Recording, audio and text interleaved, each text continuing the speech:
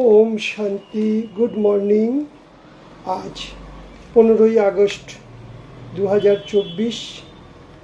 শান্তিবন থেকে বাপদাদা বলছেন, মিষ্টি বাচ্চারা, বাবা এসেছেন তোমাদের স্বচ্ছা স্বতন্ত্রতা দেওয়ার জন্য, জমঘটকি সাজা থেকে মুক্ত করার জন্য, রাবণের পরতন্ত্র থেকে মুক্ত করার জন্য, ছাড়ানোর জন্য। তাহলে স্বতন্ত্রতা, স্ব মানে আত্মা, তন্ত্র মানে নিয়ন্ত্রণ করো, মন বুদ্ধি সংস্কারকে নিয়ন্ত্রণ করো, নিজের কন্ট্রোলে রাখো। যদি আমি আত্মা কর্মেন্দ্রিয়গুলোকে নিজের কন্ট্রোলে রাখি, তাহলে আমি সদা স্বতন্ত্র। কিন্তু কর্মেন্দ্রিয়গুলো আমাদের ধোঁকা দিচ্ছে, কখনো চোখ, কখনো মুখ, কখনো কান, কখনো মন, কখনো বুদ্ধি। এইগুলোকে নিয়ন্ত্রণ করো, তবেই আমরা ধর্মরাজের সাজা থেকে মুক্ত হব। বাবা এসেছেন এই আমরা 63 জন্ম ধরে, 2500 বছর আমরা রাবণের রাজ্যে ছিলাম, পরতন্ত্র। এই পরতন্ত্র থেকে বাবা আমাদেরকে মুক্ত করিয়ে আমাদের স্বতন্ত্র করাচ্ছে। যেমন ইংরেজরা আমাদের দেশে এসে প্রায় 200 বছরের উপর রাজত্ব করেছিল। ওই ইংরেজদের তো আমরা তাড়িয়েছি, কিন্তু আমাদের ভিতরে যে বড় বড় ইংরেজ, সেই ইংরেজগুলোকে তাড়াতে পারলেই তবেই আমরা স্বতন্ত্র হব, স্বরাজ্য অধিকারী হব। তাই শিব বাবা এসছে। কাম, ক্রোধ, লোভ, মোহ, অহংকার, এগুলো হলো সব থেকে বড় বড় ইংরেজ। এইগুলোই হলো সব থেকে বড় শত্রু।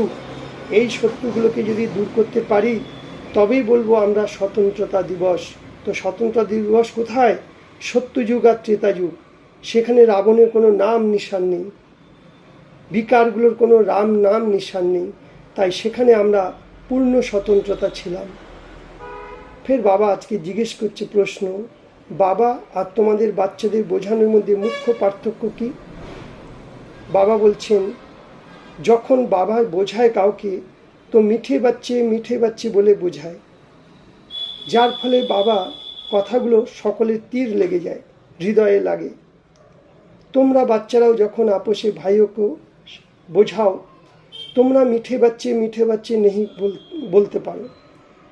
বাবা বড়, বাবা বলতে পারে, বাবা আমাদের সিনিয়র, বড়। এই জন্য তার কথার আসার হবে, তার কথার প্রভাব পড়বে। ওই বাচ্চাকে রিয়ালাইজ করাতে হয়। বাবা বাচ্চাদের রিয়ালাইজ করাচ্ছে, বাচ্চে তোমাদের লজ্জা আসে না? তোমরা পতিত হয়ে গেছো, আমি তোমাদেরকে পাবন বানিয়েছিলাম।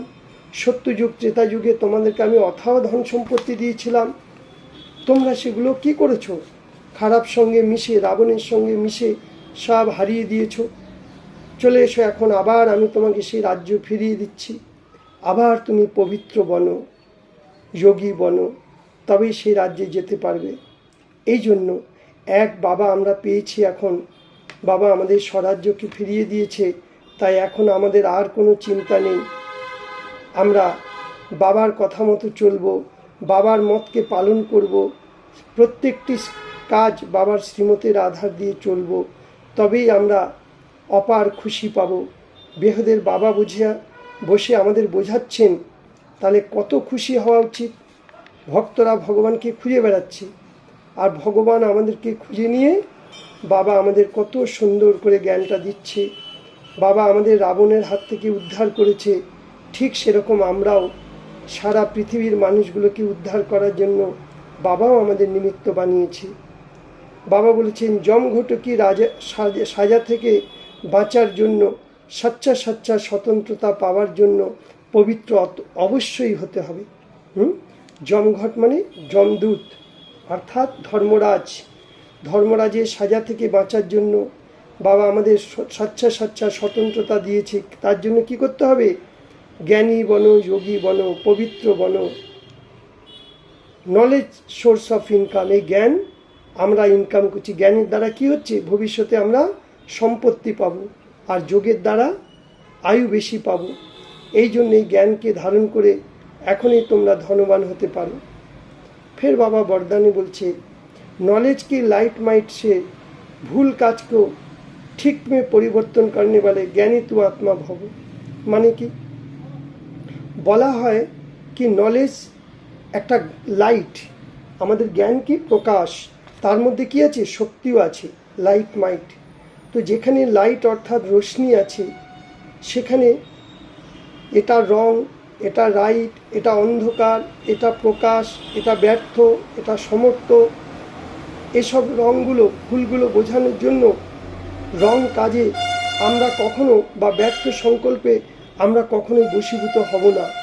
আগে বশীভূত ছিলাম, জানতাম না, এখন বুঝে গেছি কোনটা রাইট, কোনটা রং, কোনটা সমর্থ, কোনটা অসমর্থ। তাই জ্ঞানী তো আত্মা অর্থাৎ তারা বুঝে শুনে জ্ঞান স্বরূপ হয়ে কখনো তারা এটা বলবে না এটা তো হওয়া দরকার ছিল, এটা হওয়া চাই, কোনো প্রশ্নের জঙ্গলে যাবে না।